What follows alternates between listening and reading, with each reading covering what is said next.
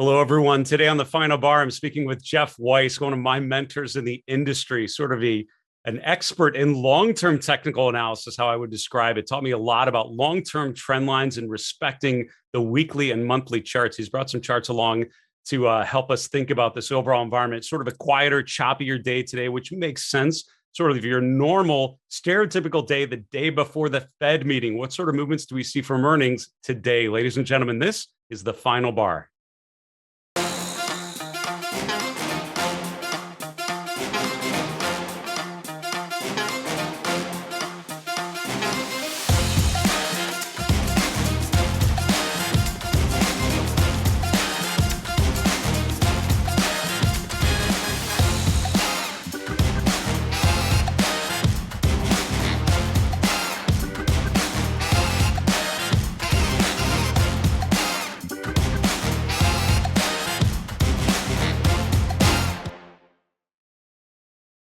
Hello, everyone. Welcome to the Final Bar. I'm your host, Dave Keller. I'm the Chief Market Strategist here at StockCharts.com in a rainy Redmond, Washington. Thanks for joining us every weekday after the close as we focus on the financial markets using the language of technical analysis. Charts, better than anything, can help us understand investor psychology, respect market dynamics, learn the lessons of market history, and we'll try to do all of those things in 30 minutes together every weekday after the close. I have a really good guest today.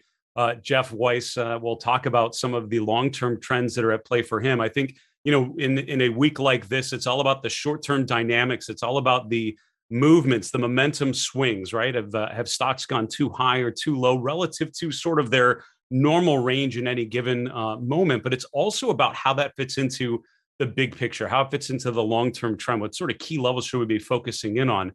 I had a post recently on my YouTube channel called Market Misbehavior, asking people to vote which four of the four scenarios they found is most likely. Ended up being sort of a good debate and dialogue with a lot of people that had viewed the video, thinking about some of those different scenarios. But that's, I think, the beauty of technical analysis. It allows you to think about some of those different probabilities, some of those different outcomes, what it might do to your portfolio. We have Jeff Weiss here in a few moments. We have other really good guests this week on the Final Bar. Tomorrow on Wednesday the 4th, Katie Stockton from Fairlead Strategies in Connecticut. On Thursday the 5th, we have Chris Vermeulen from the Technical Traders joining us once again.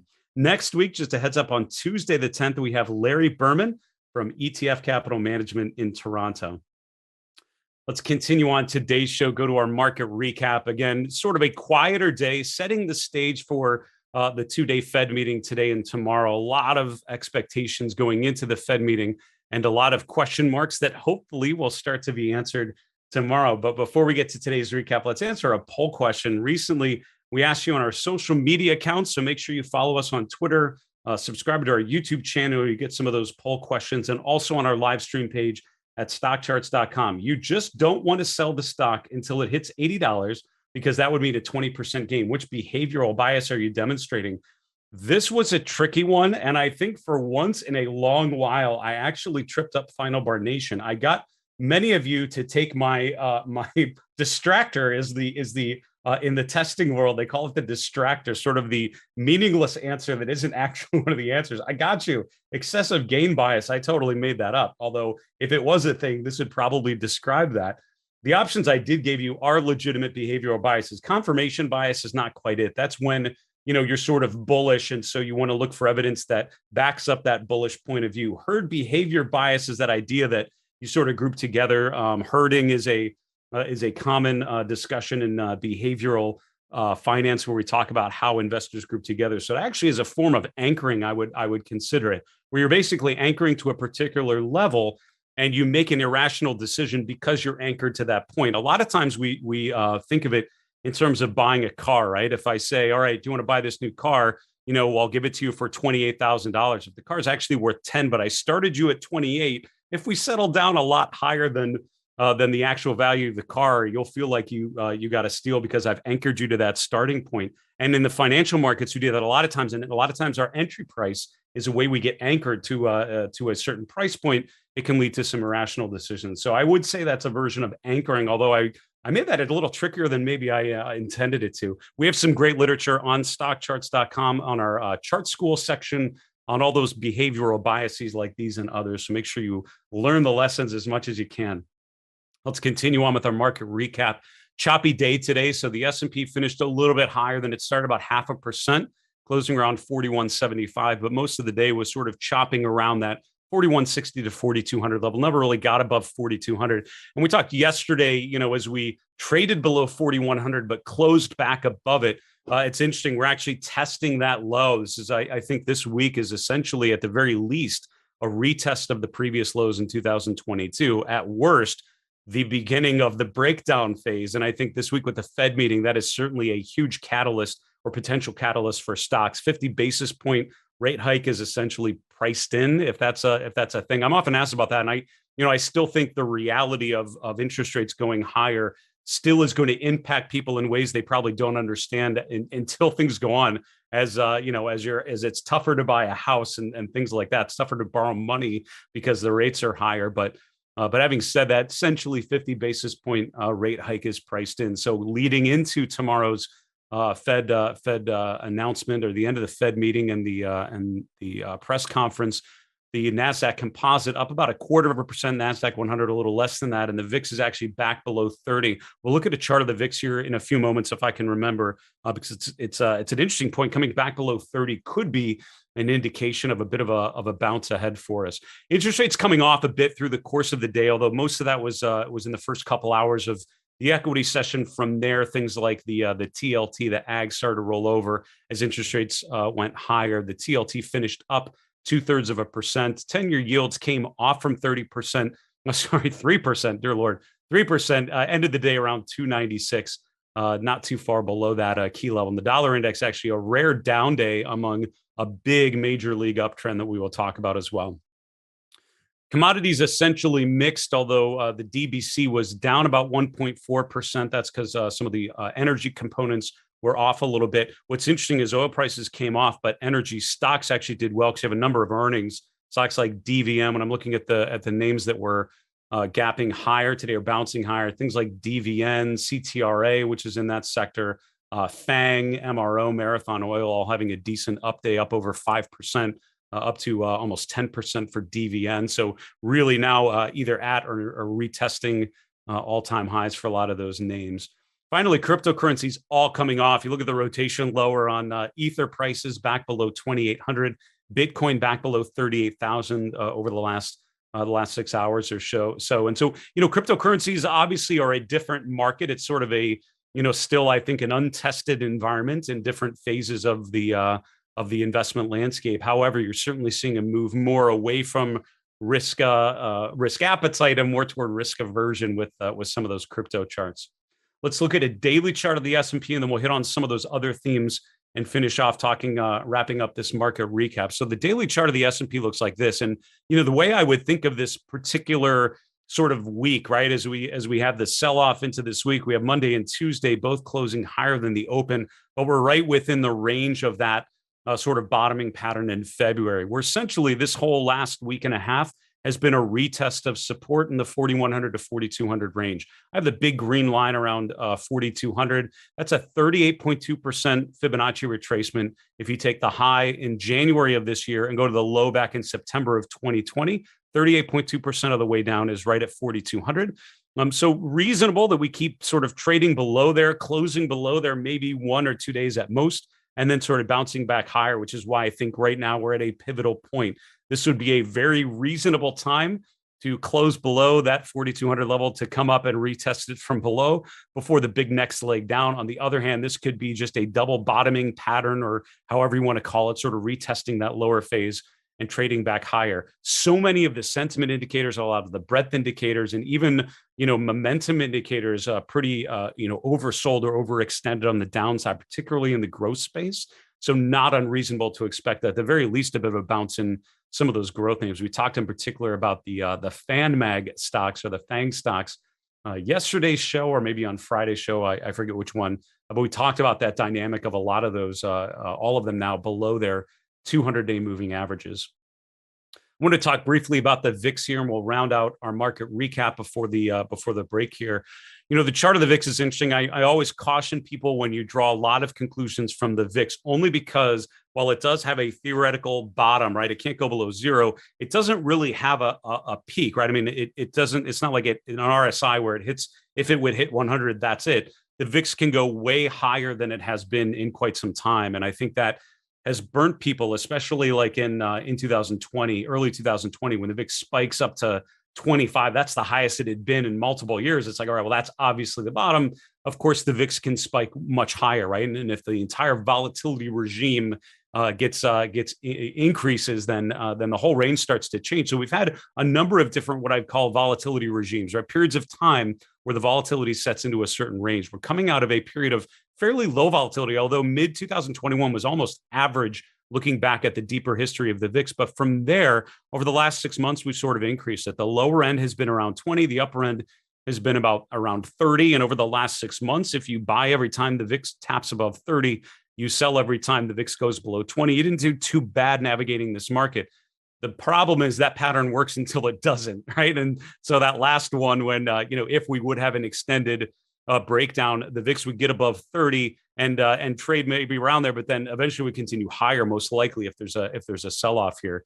But having said that, I mean, just looking at this chart and thinking about mean reversion, when I consider the fact that a lot of stocks have already sold off so much, I think a bit of a bounce here would make technical sense, given the fact that the VIX is similar to where it was at the March low, at the February low, at the low from late November, early December of last year. Let's see if the VIX continues to come off, which would indicate less volatility and certainly more likely an improvement in equity prices overall. Just to finish off, wanted to highlight energy stocks up the best today. A number of the biggest gainers in the S&P, as I mentioned earlier, in the energy space. Also, materials like Mosaic is up there as well.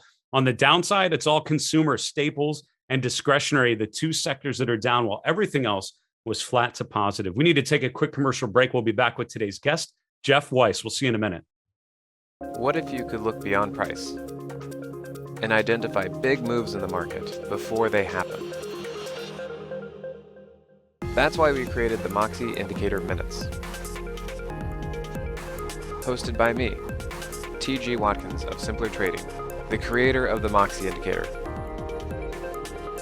Each week, I'll provide you details about the indicator, what it does, and how it can work for you. Only on StockCharts TV.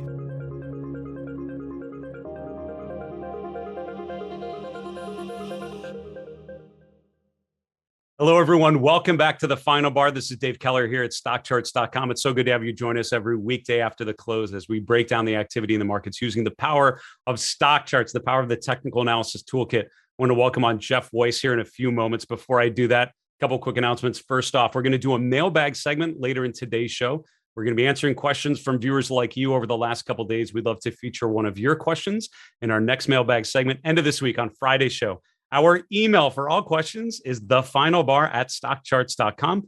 We're on Twitter @FinalBarSCTV. We're on YouTube. Put your question below the video you're watching on our StockCharts YouTube channel. We'll gather all those questions. Hope to answer one of yours live on the air on Friday's show. Also, go to StockChartsTV.com. That is our on-demand platform.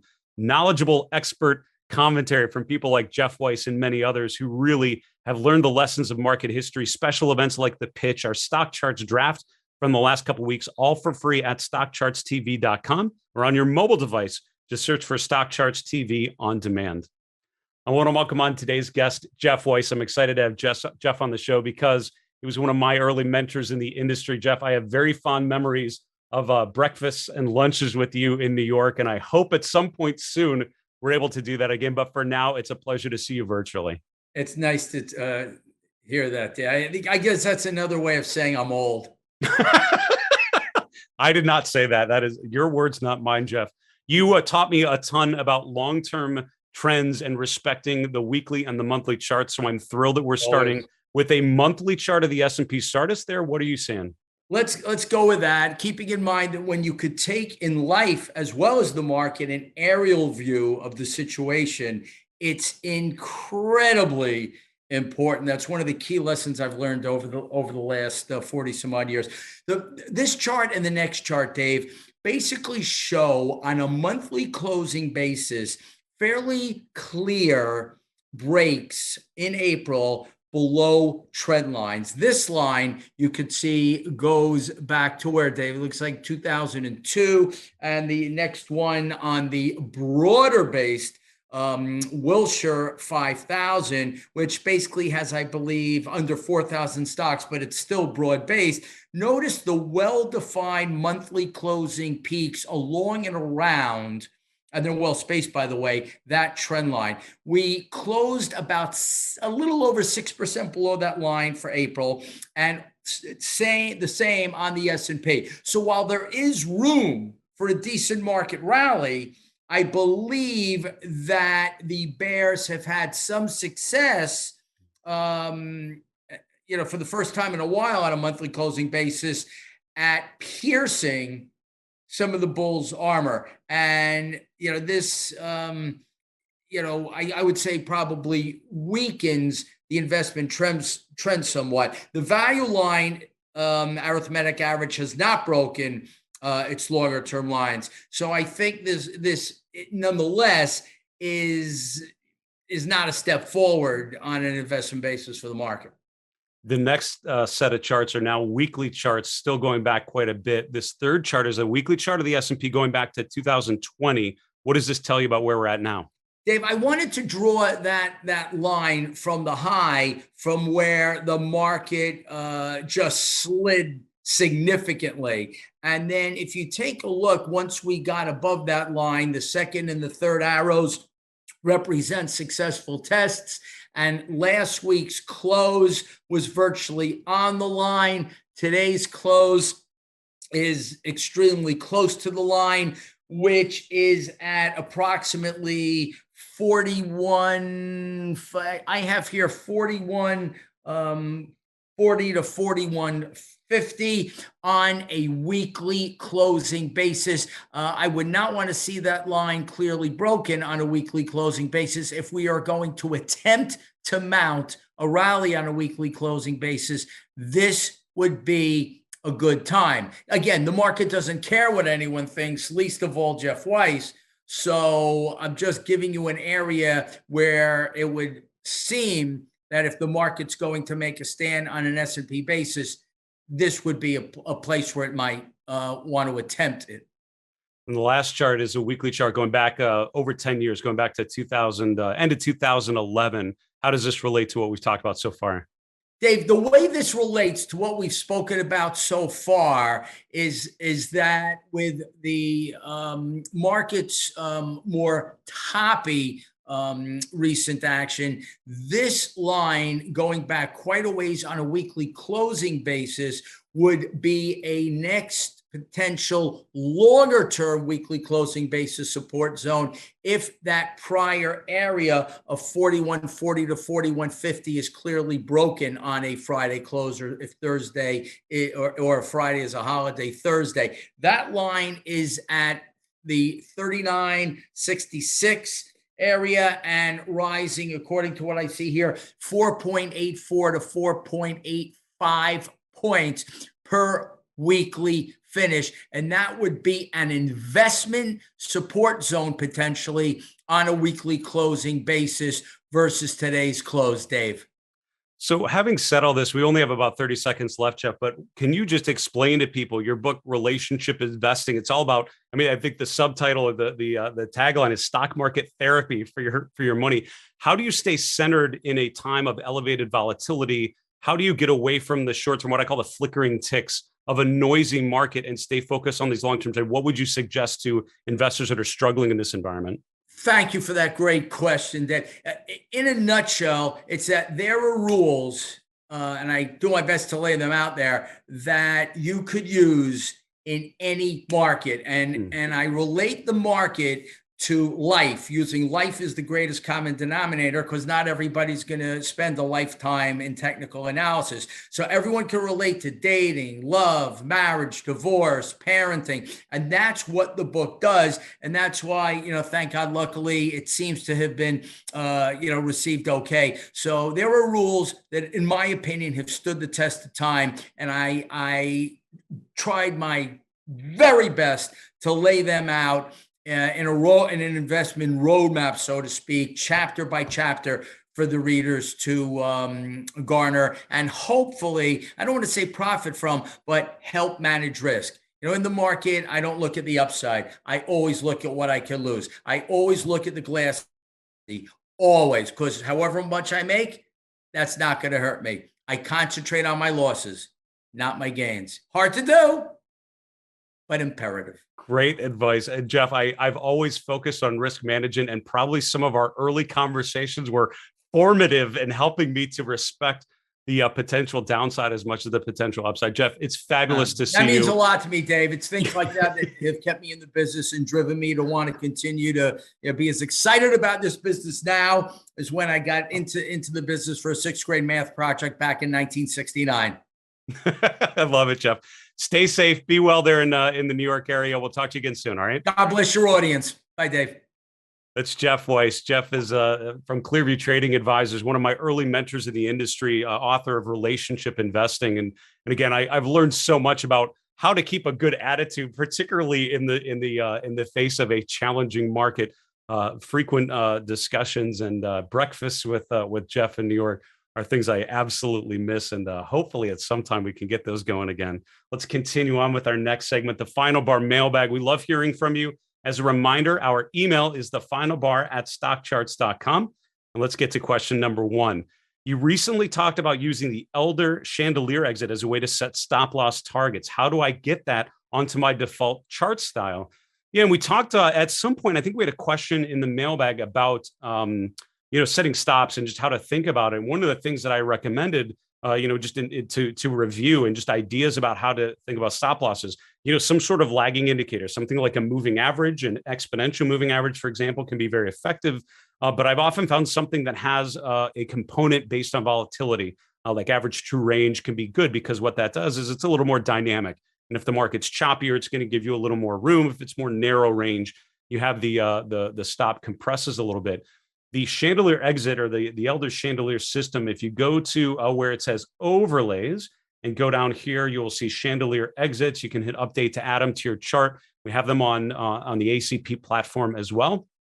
The way you set it up as a default chart style on our SharpCharts platform is basically choosing the chart styles line just below the chart, right? So you have some ways to annotate and customize your chart below there. You have chart styles.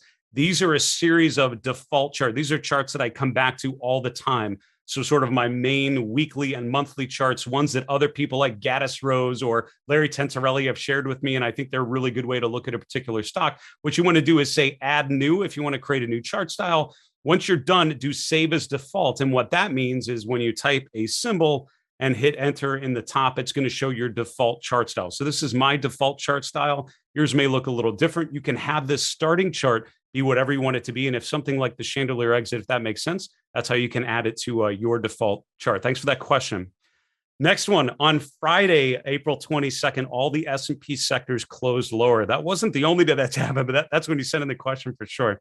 However, consumer staples lost the least. So I sorted the members of the consumer staples sector on price, MACD, RSI, and the scooter rankings, the SCTR rating.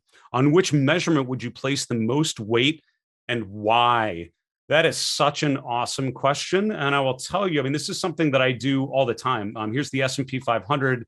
And if I want to say, let's see, I'm going to actually look at this in the summary page. And if you noted in our recent release, we added some different columns in here we haven't had before, things like RSI and other metrics that we can add. So your question was, what's the metric that I think is most helpful? To be honest with you, it depends on what you're trying to do. To be honest, I think probably the least helpful thing is doing it on percent change, particularly on a short time frame, because I think that tells you way too much about the short-term dynamics, not enough about the longer-term trends. Two things I would think.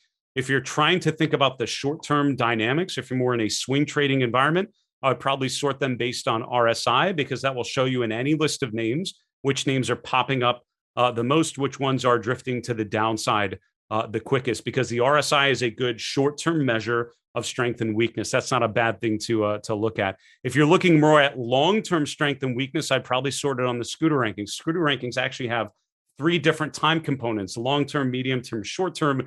It's a little more weighted to the long-term trends and a little less to the short-term movements. So something that's in a good long-term trend but chops around a little bit is probably still going to be rated pretty strong, unless it's a huge disconnection from recent price history. Is when you do that list on, or we do that sorting on the list of the energy or list of the S&P 500, it's a lot of energy, things like materials up at the top of that, up at the top of the list. So that is a long-winded way of saying what measurement would I place the most weight? If I'm trying to make sense of a list of stocks, I would do it on RSI on the short-term, scooter rankings for a longer-term read. Things like price and MACD and others really aren't great for sorting a list, for managing the list, only because they're not consistent, right? So price can be very different. Stocks can be trading at different prices, and it's not necessarily a good comparison. Same with MACD. The values used in the MACD or PPO indicators are less valuable. Something like RSI scooter rankings are more standardized, percent based on something like scooter rankings, and I would go there. Next question: can you guide me in how to create your Wrap the Week chart in my StockCharts account? And I'm certainly happy to do that. When we do the Wrap the Week segment every Friday, I show a chart kind of like this one. This is sort of my default 5-day return chart. I set this up a long time ago, and it's part of my normal routine to just look at the weekly returns at the end of the week and just think about how the day-to-day movements have combined themselves into one week's performance. The way you do that, by the way, is I always start with the S&P. That puts it in black, and it puts that as the main indicator, the main ticker. From there, all you need to do is do a series of things. Number one, the price, the chart type I'm using is not open, high, low, close bars or candlesticks. It's actually a chart type called performance. And what that does is it starts at the first day on your time frame, and then shows you the returns on a percentage basis based on whatever ticker you're using. Then you can add an indicator called price-performance and just add a number of tickers on it. There's a limit on how many you can show on one chart. It's probably about 10 of them. And to be honest with you, any more than that, it's pretty unwieldy. It's called a spaghetti chart, I probably would say, where it's hard to really make sense of anything. So keeping it to like 5 to 10 things at the most is probably a good idea. That is how you do that. Set up that chart, and I'd encourage you to look at some of those weekly returns. For my premium members of Market Misbehavior, we have a series of other charts that we just reviewed earlier today for our monthly chart review, looking at year-to-date returns on things like different Morningstar style boxes and other things. So if you're interested, check that out at marketmisbehavior.com. Next question. Thursday afternoon, all the U.S. markets were driven up by the algorithms. Talk about a non-normal upward pattern. I could not find any news or a root cause. Do you think it was because Thursday night the earnings were going to be soft, or is it a pump for Friday's dump? That's such a great sort of concise question, and I love the repetition in the syllables there. This is talking about last week, I want to say, and all I will tell you is I'm often asked about, what was the cause for something, and reporters, media outlets love to ask me, all right, the market's up in the last hour, why is that? And sometimes there are very reasonable things. The events in Ukraine unfolded. We got news headlines that Russia had moved into Ukraine. We get the Fed meeting, and then there is an actual event. A lot of times, I was talking with Jay Woods about this last week, a lot of times the markets just move, and they move because there are more buyers than sellers, or more buying demand than selling pressure. When the markets move down, people in the short term bid those prices back up. When the market rallies, people take short-term profits. That's what makes the market. There's not enough catalysts for the types of movements you see moment to moment, day to day in the markets. A lot of times it is more what I call a technically driven event. It's more about the regular rhythm of market activity. We need to wrap this show quickly. Go to the 3 and 3. It's more like a little less than 1, but we're going to do it. Here's chart number 1. We're looking at the dollar index. I'd mentioned dollar strength in previous shows, and I was asked by a media outlet earlier today how high the dollar could go. My answer is it can continue to go higher. Now, the runs you've had in some of these where the RSI becomes overbought, a lot of times that means a short-term pullback. You saw in early March, a pullback after an overbought condition. I would not put that out of contention. I think that's very much possible on things like dollar. Maybe seeing something like crude oil, or a bit of consolidation before the uptrend resumes, and I think that's what we'll see. Number 2, the bullish percent index on the S&P we look at often. This is actually the bullish percent index on the Nasdaq 100 stocks. Back below 30. I'm going back 5 years, and you can see it's not too often that this indicator has gotten below 30. Many times we've seen a short-term bounce, which is what I'm thinking going through the course of this week. Finally, a lot of stocks bouncing higher today. Energy, along with Mosaic, bouncing off its 50-day moving average. A bullish market environment, or at least a bullish environment in certain stocks, means a healthy pullback to the 50-day moving average. Fibonacci support and a rotation higher. Folks, that is our show for today. Special thank you to Jeff Weiss joining us from New York. For StockCharts.com in Redmond, Washington, I'm Dave Keller. Have a good night. Hey, Grayson Rose here with StockCharts. Thank you so much for watching. I hope you enjoyed that video. If you did, consider giving it a like down below, maybe leave us a comment, and if you're new to the channel, you can subscribe at the link up above. We're going to bring you daily content from an incredible collection of technical analysts and financial experts.